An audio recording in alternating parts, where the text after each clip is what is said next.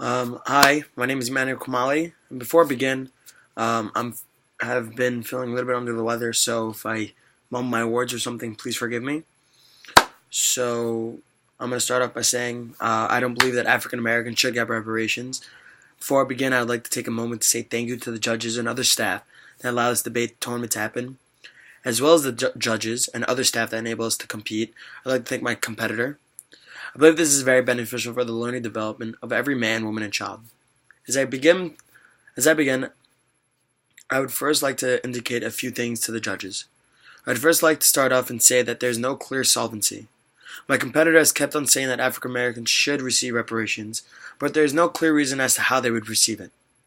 Although my competitor did explain the harsh abuse that African Americans faced during their time of slavery, my competitor only gave me a brief history lesson. As well as no solvency, there is no harms to their argument. Everyone in the world gets mistreated. If it's not from war or ill treatment from governments, it's from people being misunderstood.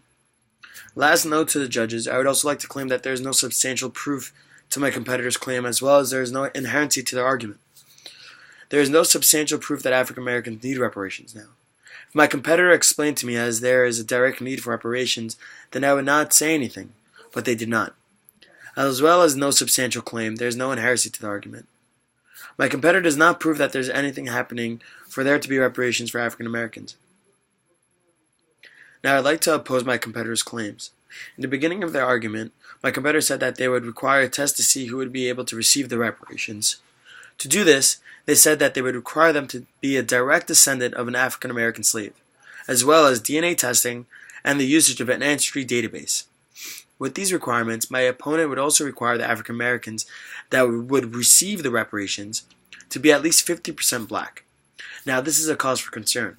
On the first hand, we have large amounts of money being spent on developing the database to see who's an acceptable candidate to receive the reparations. And then on the second hand, we're also removing individuals who might not be the color black, but have the origins of black. This is unintentionally would cause problems because you're excluding a great majority of people. Along with that, there are no black slaves living today.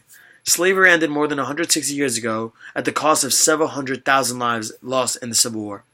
It is unfair to ask American taxpayers, many of them from families that came to the United States after slavery ended, to pay for the wrongs of slavery.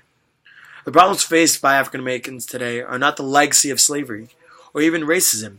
Many blacks have succeeded very well in American society.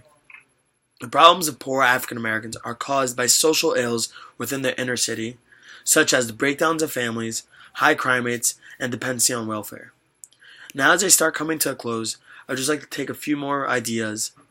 The reason why I think African Americans should not receive reparations is because of the following ideas. There is no single group clearly responsible for the crime of slavery. The claim of reparations is premised on the false assumption that only whites have benefited from slavery.